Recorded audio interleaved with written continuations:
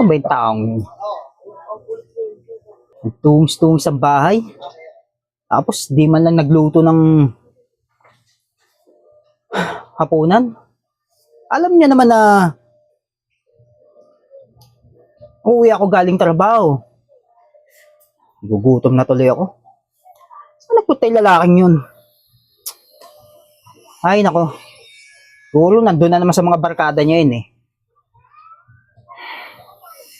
Taong talaga yun eh. Wala nang pagbabago. Mapuntaan nga.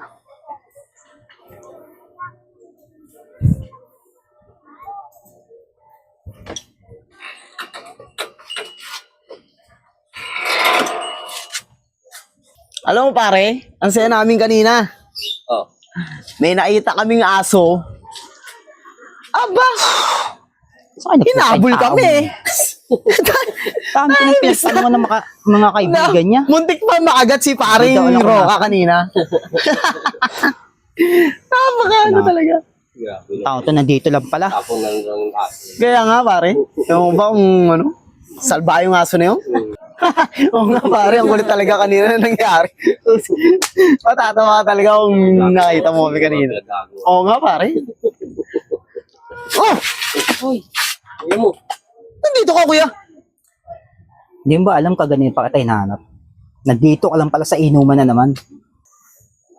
Anong gagawin ko kuya eh? Ito na yung buhay ko. Grabe kang tao ka. Alam mo naman na nagpapakahirap ako magtrabaho tapos ganyan lang ang gagawin mo. Yay! Kailan ka pa magbabago? Magbabago.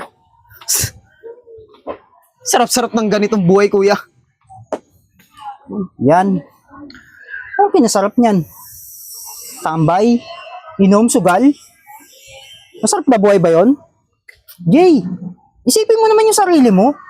Ganito na lang ba tayo lagi kuya? Kaya hindi ako natutuwa sa'yo. Pinagsasabihan ka, lagi kang pabalang magsalita. Pinapaya mo naman ako sa mga kainuman ko kuya. Minsan lang kami mag-happy-happy rito. Ganyan pang ibabanat mo sa akin. Hoy, Jay. Hindi ako namamahiya ng tao. Hindi kita pinapahiya sa mga kainuman mo. Pinagsasabihan lang naman kita. Sana naman umayos ka. Alam mo, Jay, matanda ka na. Ilagay mo naman sa lugar yung buhay mo, hindi yung ganyan. Mga hindi pinapaya. Anong ginagawa mo ngayon? Hindi ba pagpapahiya itong ginagawa mo sa amin ngayon? Alam mo, Jay, hindi lang ako nangako sa mga magulang natin. Naaalagaan kita. Tagal na kitang pinabayaan. Wala rin naman kuya. Wala rin naman nangyayari. Ganun at ganun pa rin. Kahit anong pangako mo sa nanay at tatay natin, wala na silang magagawa. Wala na sila eh.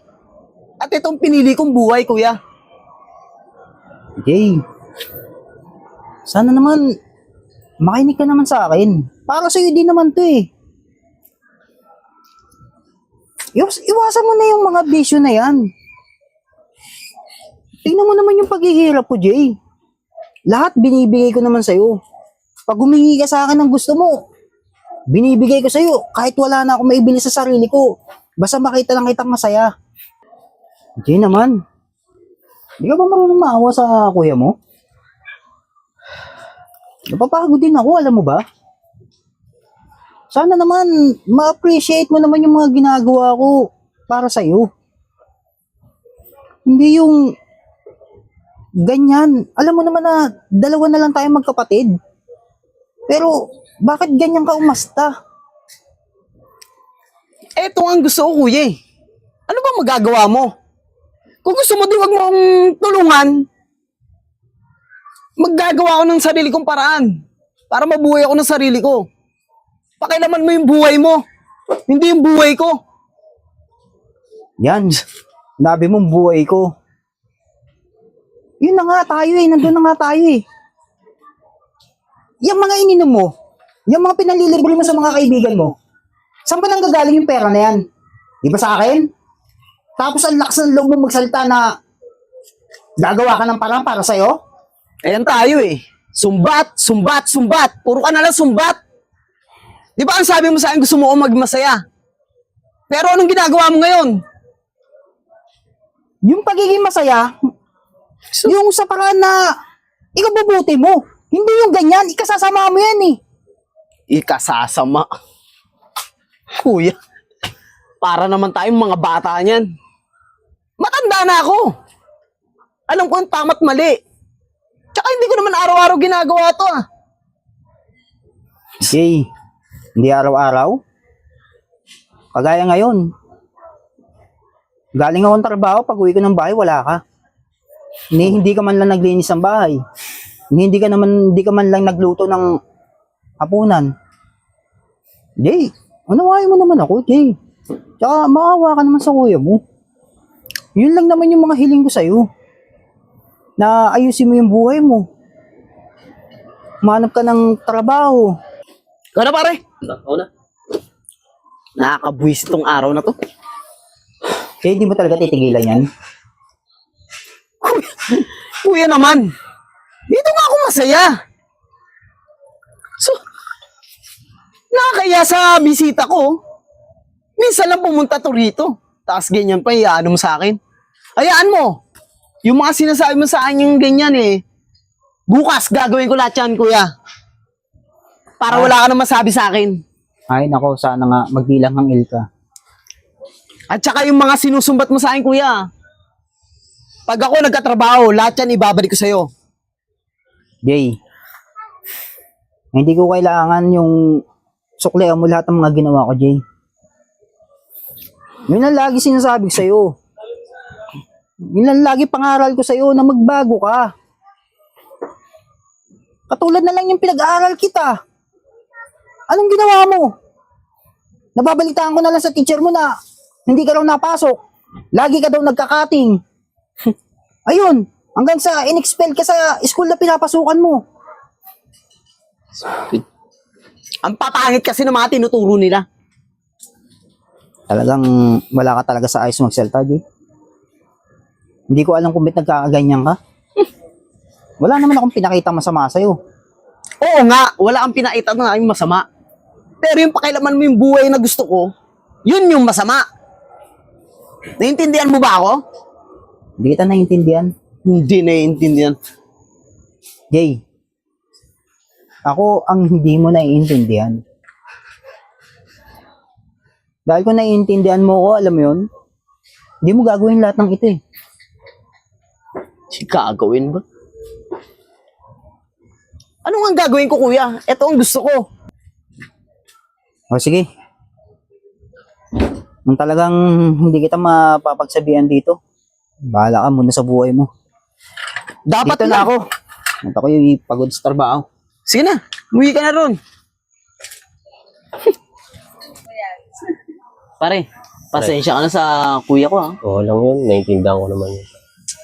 Nakaka-bad trip eh. Nag-alisan tuloy yung mga kainuman natin. Oo nga eh. Paano? Tayo na lang uubos niyan. Oh, paano pare? Sige pare. Sige. Sa akin na.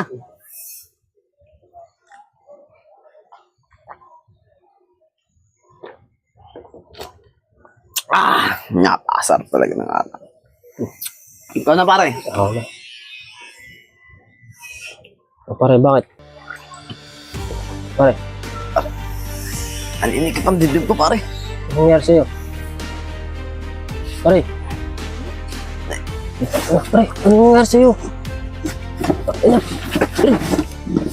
Anong nangyari sa'yo? Pare. Uy. Kuya Erwin? Kuya Erwin, Sino yan? yung kapatid niyo po na himatay, sinugod po sa ospital. Ha? Opo nagkakagulo po kasi dun eh. Oh,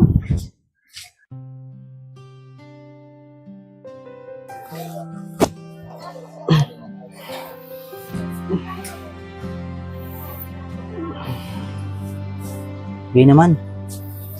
Sana naman makinig ka na naman sa akin sa susunod. Yan naman nangyari sa'yo. Buti na agapan yan.